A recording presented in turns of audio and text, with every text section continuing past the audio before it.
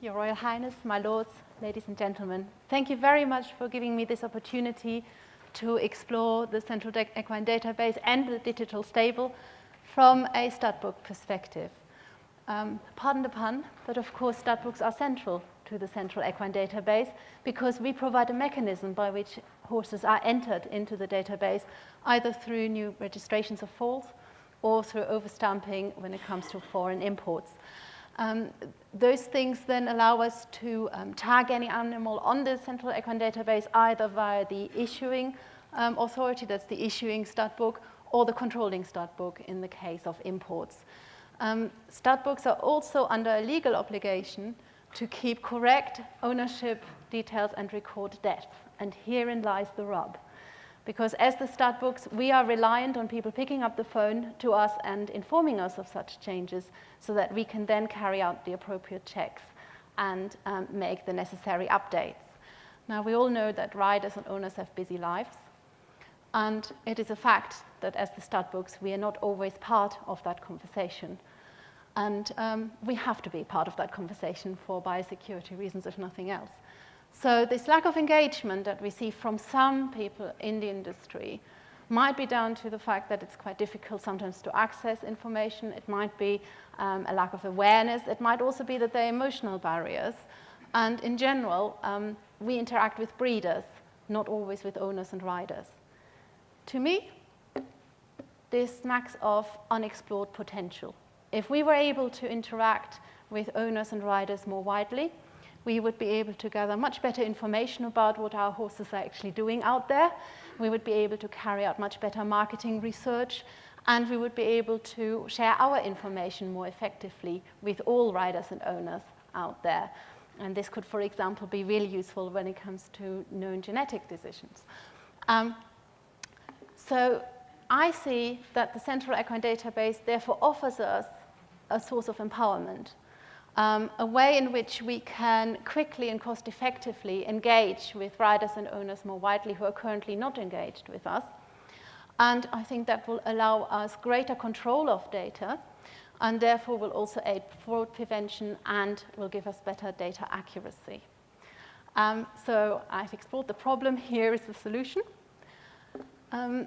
Individuals, as Stuart has already explored, will be able to log onto the database and will be able to see the data that is held on them, and will then be able to go through all of these various data entries and make the necessary data update requests. Now, I say data update request, not data update, and this is, I think, absolutely crucial when it comes to maintaining accuracy of data and prevent fraud. So what happens next then is that the PIO, i.e. the Studbook, is notified that somebody wants to make a particular, for example, ownership update. And we receive this sort of notification, 37 new data update requests for us to deal with. The office then see this on their dashboard and can start to carry out the necessary checks and balances. For example, in the case of an ownership change, they will contact the old owner and the new owner and explain the process from there on, which, for example, involves things like the owners have to send in their passports for updating purposes. While this is all going on, this particular request is moved into pending, which you can just see in small print on the right-hand side, and with a reason of why it's pending. So there's a lot of transparency, so people realize and understand the process a lot better by which PIOs make these updates. At the same time, the database will give us some important information on any other changes that happen to the animal, whether a vet, for example, enters a new microchip, or whether a particular equine death is recorded. I know this is going to come up, so I thought I'll mention this briefly. A lot of horses have, of course, multiple Studbooks attached to them because they might be graded for various purposes. So there might be an issuing Studbook as well as a Studbook they're overstamped with for showing purposes, and another Studbook they're overstamped with for breeding purposes. In these cases, there will be a drop-down menu, and the owner will be able to make a choice as to which Studbook they see as the appropriate one they want to engage with. However, once the change is approved, all Studbooks will be notified of that change. So this gives us as Studbooks the opportunity to clean up all our own ownership data on our own databases as well. So Studbooks will be contacted by the CED in the coming weeks to explore this in a lot more detail.